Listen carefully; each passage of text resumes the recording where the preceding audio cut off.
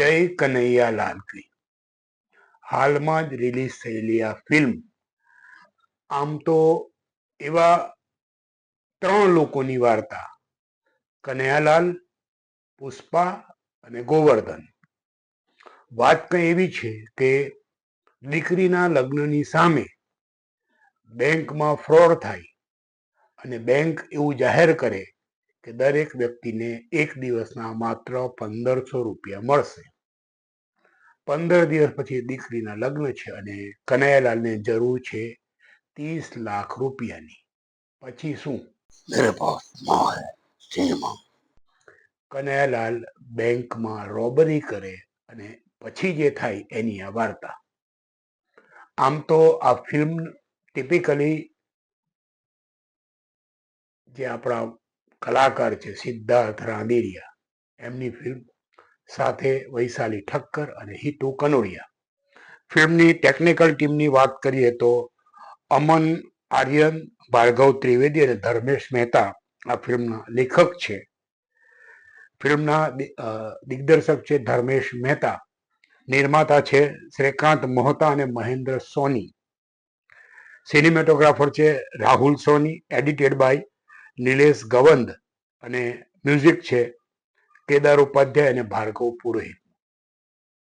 મિત્રો, ફિલ્મનો એક જ લાઈનમાં રિવ્યુ કરીએ તો એવું કહેવાય કે માત્ર અંત રોચક હોય એને બદલે આખી ફિલ્મ રોચક હોય તો વધારે મજા આવે. કારણ પહેલા હાફમાં ખાલી આ લગ્નની ઘટમાળ અને પૈસાનો પ્રોબ્લેમ કેવી રીતે સોલ્વ થશે એની વાર્તા, અને બીજા ભાગમાં એની પૂર્વ તૈયારી અને પછી લૂંટ અને પોલીસ તપાસ. વાત લગ્નની છે પણ એક જ તરફી લગ્ન થયા હોય એવી આખી ઘટમાળ.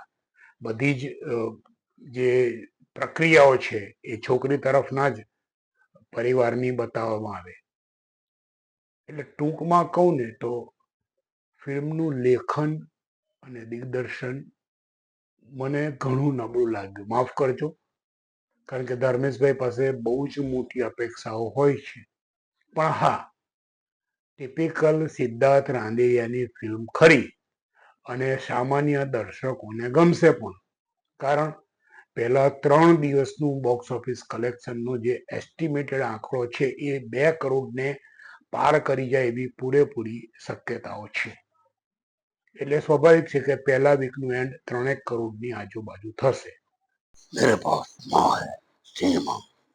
પરંતુ જે કથાનું પોત છે અને જે સ્ક્રીન પ્લે છે એ એટલો બધો ધીમો અને નબળો લાગે છે કે આખી ફિલ્મ કોઈ સ્ટેજ ઉપર ભજવાતી હોય ને એવું લાગે છે. કારણ કે મેક્સિમમ સીન ફિલ્મના સિદ્ધાર્થ રાંદેરિયાનું જે ઘર બતાવ્યું છે કનૈયાલાલનું, એના ઘરની અંદર છે. એની દીકરી અને દીકરો જેના લગ્નની વાત ચાલે છે, એટલે દીકરીના લગ્નની વાત છે, એનું ફિલ્મમાં શું કામ છે ખબર નથી પડતી. ક્યારે આવે છે ને ક્યારે જતી રહે છે એનું કોઈ લોજિક દેખાતું નથી. એટલે ટિપિકલ રિવ્યુ કરીએ આપણે કે દર્શકોને ગમશે કે નહીં ગમે, તો હું એવું કહીશ કે એવરેજ ફિલ્મ છે. અને જે રીતે પ્રોડક્શન થયું છે એ જોતા એવું લાગે છે કે દેખાડાયું છે બહુ મોટું, પરંતુ ટેકનિકલી પ્રોડક્શન વેલ્યુ બહુ મોટી કિંમત નહીં હોય. કદાચ 1-1.5 કરોડમાં આ ફિલ્મ બની હશે એવું મારું માનવું છે. નબળી ફિલ્મ છે, પરંતુ જે ગુજરાતમાં જે નાટકના દર્શકો છે તો સિદ્ધાર્થભાઈના જે ફેન છે એમને સિદ્ધાર્થભાઈ નિરાશ નહીં કરે. કારણ કે હા, આમાં કોમેડી નથી. ખાલી કોમેડીના નામ ઉપર વોટ્સએપના જોક્સ અને નાના ટૂચકા અથવા જેને ગતકડા કહીએ અથવા શબ્દોની તુકબંધી કહીએ તે છે. પણ ઓવરઓલ એવરેજ ફિલ્મ, અને જે દર્શકો મગજને મનને ઘેર મૂકીને ખાલી એન્ટરટેનમેન્ટ કરવા માટે ગયા છે તો કોઈ પણ પ્રકારનું લોજિક નહીં શોધે ને એમને આ ફિલ્મ ગમશે. છેલ્લે મારી વાત ફરી એકવાર દોહરાવીશ કે અંત રોચક હોય એના બદલે આખી ફિલ્મ રોચક હોય તો વધારે મજા આવે. આ ફિલ્મ બોક્સ ઓફિસ ઉપર ધમાલ નહીં કરે, પરંતુ મારી દ્રષ્ટિએ પ્રોડક્શનનો ખર્ચો જરૂર કાઢી લેશે. मेरे पास माँ है, सिनेमा